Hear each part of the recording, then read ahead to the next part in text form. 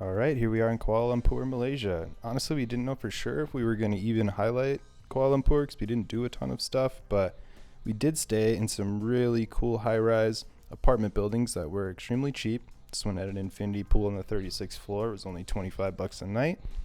Second one we stayed in, this is at the end of our trip, was even cheaper. I think it was only $20 a night. And honestly, it was even better and had some amazing views off the balcony. But the main thing we came to Kuala Lumpur to do was go to Chinatown. We're living in luxury here.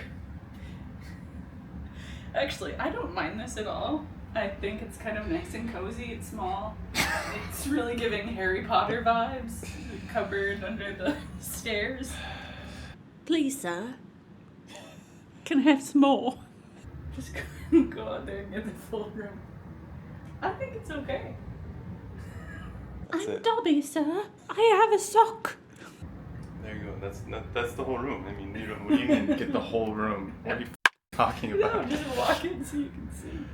Do do do do do do do do do do do.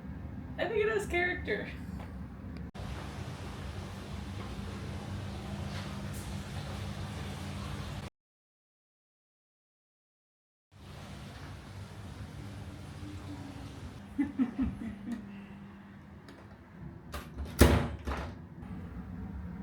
Living in luxury.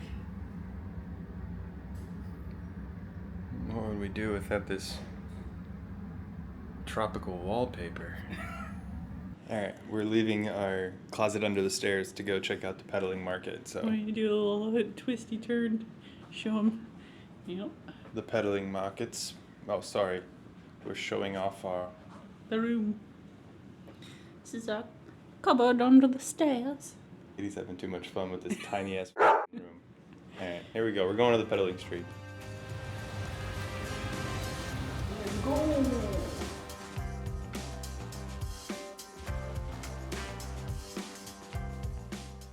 So despite our room being a 6-foot by 8-foot cubicle, we did have one of the most amazing locations that we could possibly have picked. We literally were right on the Petaling Street where the famous Petaling Market is in Chinatown.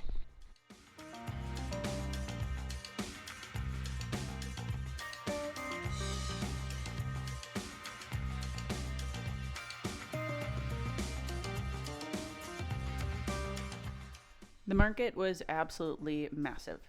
It spanned probably about 4 city blocks, and there was just vendor after vendor after vendor selling knockoff tennis shoes, fake Rolexes, food, juices, anything you wanted, they had it there. And of course, after walking through all of those different vendors and shops, it was time to eat some food. So what'd you get? I don't even remember anymore because there's like 4 different menus.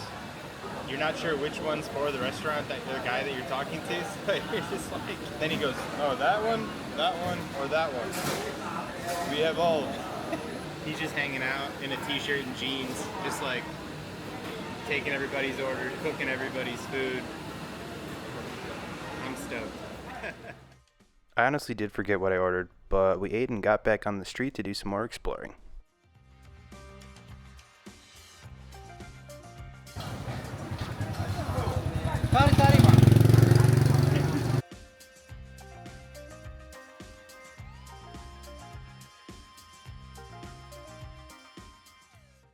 Our stay landed us smack dab in the middle of Lunar New Year, which was pretty cool in Kuala Lumpur, Malaysia.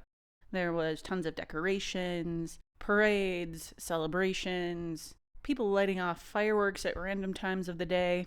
Really interesting to experience.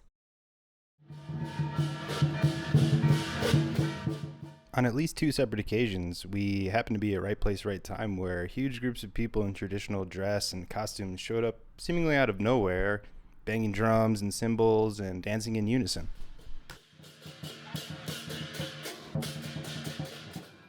And another time, we happened to be at the mall when a crowd started gathering around a Cartier store.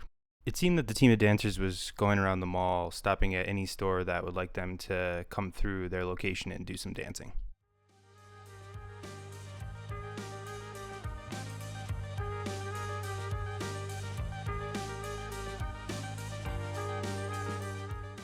Last but not least, we stumbled into this place called REXKL, which was a huge building that on the first floor had a coffee shop, convenience store, food hall. Second floor was some retail shopping locations and actually an immersive art exhibit. But the coolest thing was the top floor, where there was a bookstore called Book Xcess.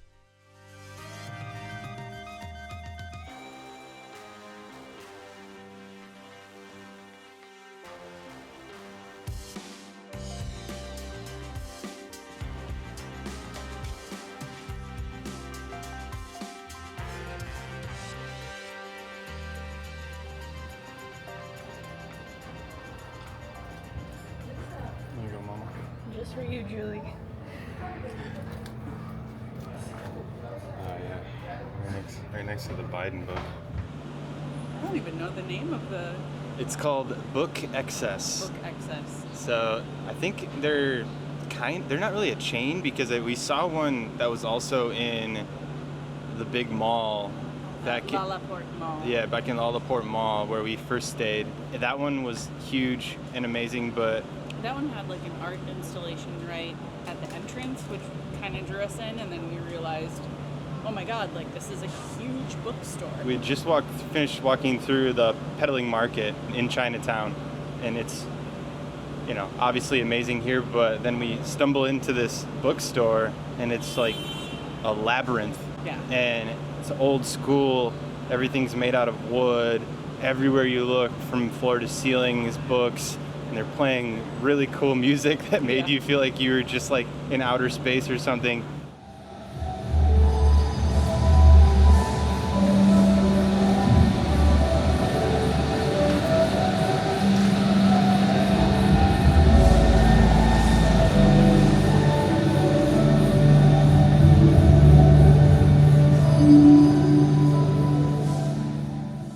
Definitely would suggest coming here. I thought it was a really cool experience.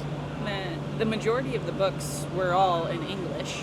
I don't think I saw a book in maybe a handful, but most of them were in English. Malaysia, was colonized, so I mean, there's a lot of like British influence here, and so I think they cater a little bit more to English-speaking people, definitely versus Thailand anyway, for sure. I mean, a lot of people, you have to kind of learn the handful of phrases in Thailand to be able to figure out what you're talking about with people, but here everybody seems to speak English. But anyway, this was definitely a thing to do if you're staying in the Chinatown area of Kuala Lumpur. Or probably anywhere in Kuala Lumpur. Yeah. I'm sure that there's more of them. Yeah, we're gonna have to look that up when we get home, because it does seem like they might have a bunch of these around, because I don't know, it was just a really cool place to hang out and spend an hour or two just kind of walking around, taking pictures, and checking out some amazing books. So yeah, fun experience.